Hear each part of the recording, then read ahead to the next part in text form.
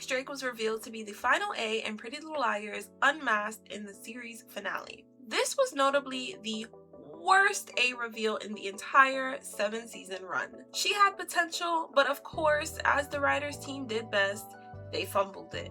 But what if they didn't?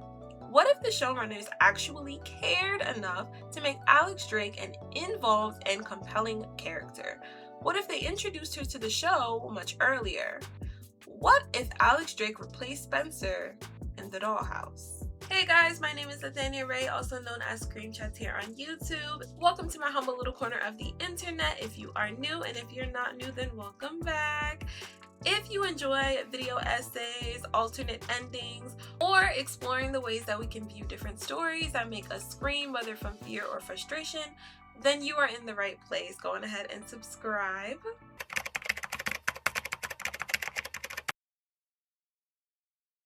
In canon, Alex Drake is technically introduced in the series finale. However, we do see her on screen several times in the final season under the guise of it being Spencer. We first see her in the season 7 premiere, TikTok Bitches, where she appears as a hallucination to Hannah when she's locked up in the barn. Alex kidnapped Hannah because she was under the impression that Hannah was the one who Cece, but once she realized that it wasn't actually Hannah who did it, and Hannah had no idea who was responsible for Cece's, then Alex kind of gave her the information she needed to escape. We see her a couple of episodes later in X's and OMGs when she breaks into the Hastings household to look at old family albums. You can see her kind of caressing Spencer's childhood photos, surely very envious of the life that she was robbed of, or that she felt robbed of. We see her again about 3 episodes later where she kisses Toby, confusing the hell out of him because, Spencer girl, what are you doing?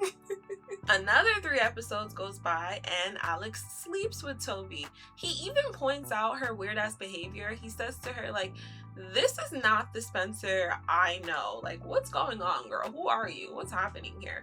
But of course, nobody's thinking like, oh, of course, duh, this is Spencer's twin. No, that thought is not crossing anyone's mind, right? He just thinks that something is going on with Spencer, causing some kind of erratic behavior. And then finally, we get the actual reveal in the series finale, Till Death Do Us Part. And while I do appreciate that they gave us these little moments of seeing Alex, I really do wish that they had given us more. So let's explore how we could have planted the breadcrumbs, introduced the twin concepts, and revealed Alex as the ultimate big bad of the show.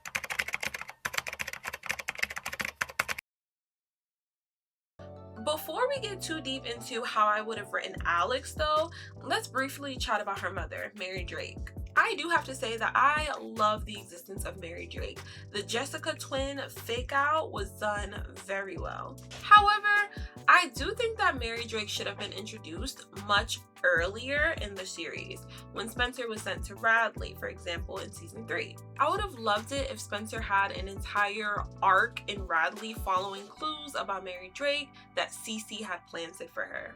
Imagine if Cece had uncovered the truth behind her birth and learned about her sisters during her time as A, and used it to taunt Spencer and lure her onto the A-team. So, of course, Cece is not going to share any information about herself and her own identity, but she would help Spencer unravel the fact that she was born in Radley to a patient named Mary Drake. Along with that information, Spencer will find out that she has a twin. Obviously, she's going to go and try to find her twin, but come up blank in this investigation. Frustrated and angry, she's going to confront first her father. We all know how Peter Hastings gets down, y'all. He's not going to tell that girl a damn thing. But he didn't know that Spencer had a twin in the canon timeline, so I'm going to keep that.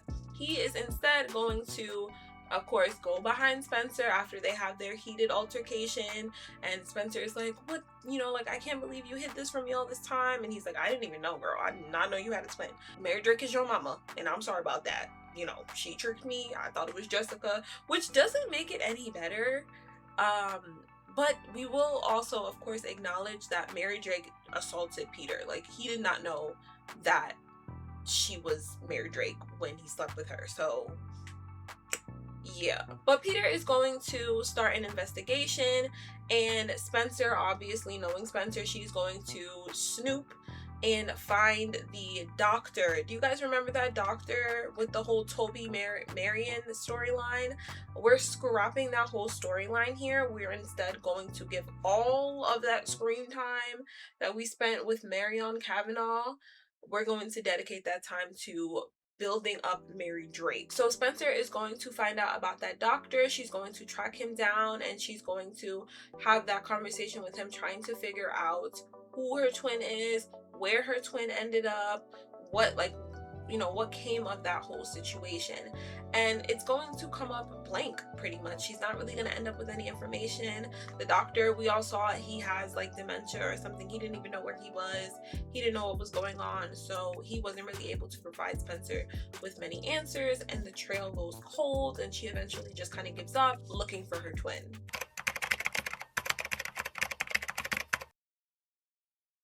So let's fast forward to season 5, episode 21, titled Bloody Hell.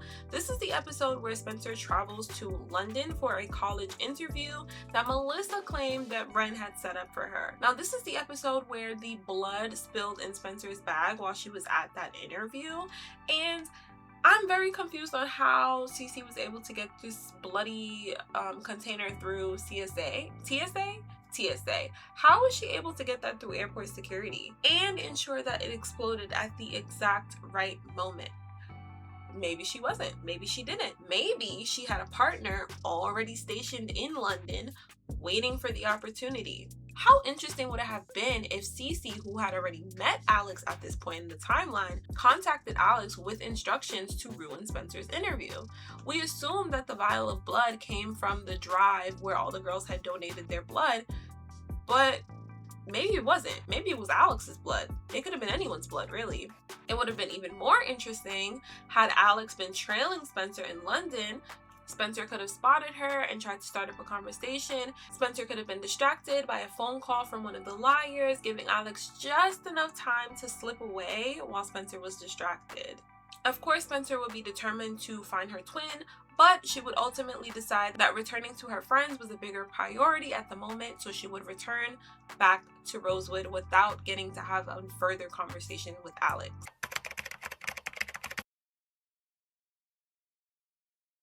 And I wouldn't have Alex pop back up until the Dollhouse. We'll say that Cece told Alex about her Dollhouse plan while they were in Europe together, and the pair would stay up for hours and hours on end, fantasizing about all the things that they would do to the liars if it ever got to become a reality. So when Cece went back to Rosewood and actually had the Dollhouse built, she had to share it with her sister. And in this timeline, I'd have the Dollhouse go on for 10 episodes rather than the 2 episodes that we got in canon. I do have a video coming strictly on how I would have rewritten the Dollhouse with all 10 of those episodes. I've been mentioning the Dollhouse in all of my rewrites for PLL, so I think it's way overdue. It's coming very, very soon, so stay tuned for that. If you guys like the PLL rewrites or just TV show, movie rewrites in general, you should definitely follow or subscribe to the channel because I have got so much content coming for you guys. So around episode 9 of the Dollhouse, I would have Hannah wake up in the middle of the night to a sound of a scream and crash. She'd be too scared to leave her room, but then in the next morning, she would ask the other girls, like, hey, did you guys hear anything like weird last night? And they would all say no, so she would kind of disregard it and say, okay, we're in this weird creepy place, it was probably just a nightmare, and she would completely dismiss it. In reality though, this sound, this crash that Hannah heard would have been Alex taking Spencer out. Yes, we're going there.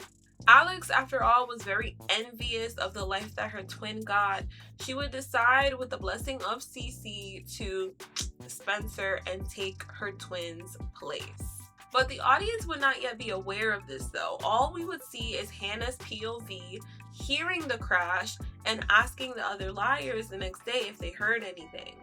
Alex, pretending to be Spencer at this point, would say no, and of course the other liars would agree, and Hannah would just dismiss it, and we wouldn't think about it again until the series finale. There would be an incident in the dollhouse where Mona kind of picks up on Spencer being weird, and when she points this out, Hannah, of course, being very protective of the other liars when it comes to Mona, would jump on her immediately, like, don't do too much, Mona, relax, calm down. You know how Hannah kind of is with Mona and the other liars, like it's just like this weird referee kind of thing that she often has to do. So that's kind of the part that she would play there, not realizing that Mona's actually clocking that tea. Mona's correct. Spencer is being very weird because Spencer's not Spencer, because Alex is pretending to be Spencer.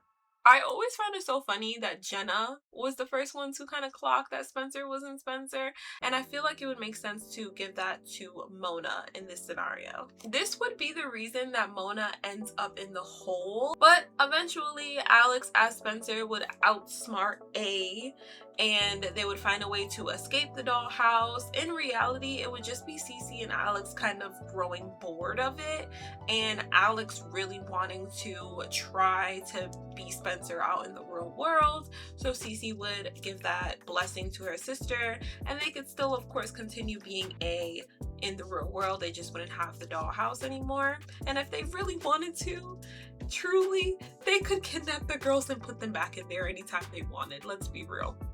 And when they do eventually escape the dollhouse, Alex would want to leave her there, be trying to kind of pretend she can't find Mona, but Hannah will be, of course, persistent. Like, we cannot leave this underground bunker hellhole without Mona. Like, we're absolutely not doing it. We need to find her.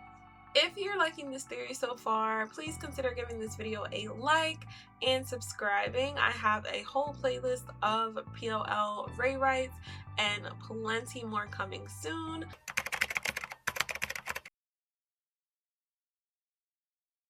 After the dollhouse, Alex and Cece would continue on as A together. I would scrap the whole Shower Harvey storyline entirely. Like, we could completely cut that character. But I would keep Cece's reveal the same, except I'd have Alex in the room with Cece, while Allison would be in the room with the other girls. And it's so interesting when you think about the canon timeline, because that Cece reveal, it always felt so rehearsed to me. That's why I'm such a big fan of the Allison is A theory, or Allison and Cece A team up theory, because it just felt so rehearsed. Like, the way Allison would ask a question, like it was already prepared, and Cece would just give this answer, and then that was it. Like, the liars never had any opportunity to call anything out, and a lot of the answers that Cece gave have plot holes, and Cece's a goddamn liar. Like, it just felt so disingenuous, and that's what this would be for sure. It would be fully rehearsed. Spencer or Alex and Cece would just be giving answers that they want the liars to have, and not necessarily the truth. The one truth that we would get here, though, is the revelation that Cece and Spencer share a mother in Mary Drake. Cece would essentially give Alex's motive as her own, saying that she had always been jealous. Spencer grew up with a perfect family, a loving sister, while Cece was basically discarded by the De Laurentises and treated like an embarrassing secret. Spencer had friends, she had a love life, she had people who cared about her and would do anything to protect her. Cece never had any of that, and neither did Alex, and that pisses them off. So that's kind of why they targeted Spencer, mostly out of jealousy or envy, and they targeted her friends because they felt like she didn't deserve them, and they loved the idea of breaking them apart or seeing if they even could. We'd also say that Cece and Allison had been friends, yet Allison chose the liars over Cece. She didn't tell Cece that she was alive. She went to the liars for protection. She kept tabs on the liars, not Cece. She pulled the liars out of the lodge fire to protect them. But where was she when Cece was in trouble? Nowhere to be found. And Cece took that very personally. That's why she put her in jail.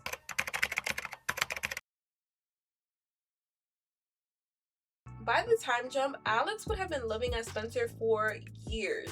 The liars had all gone their separate ways and been brought back for Cece's appeal. Although I loathe Allison's redemption arc, that's not really the point of this video, so we'll just leave it how that is for now, and we'll say that she was the one still advocating for Cece's release, not necessarily because Cece was her family, but more so because Cece was her friend. And it'll be a lot like how Hannah was with Mona. And while Hannah never asked the girls to do anything like that for Mona, and she never would, Hannah advocated for Mona by herself. Allison is a lot more selfish than Hannah though, and Allison would in fact ask all of the liars to come back to speak on Cece's behalf. So we'd still have Cece getting released and murdered in the same day, just like in the canon timeline, and we essentially have the same series of events as season 7 up until the finale, but the finale would be where we get a lot of those answers, including the flashback of what Hannah actually heard. And what she heard was Alex taking Spencer out for good. If you enjoyed this Alex Drake Ray, then you would love the video up on the screen. If you would like to see more PLL alternate endings, horror commentary, character analysis videos, then consider subscribing because I've got plenty more coming. Also, if you guys would like to support the channel so that I can continue producing at least 2 videos a week, super thanks are enabled, but the biggest help is always subscribing and sharing. Okay, bye guys, thanks for watching.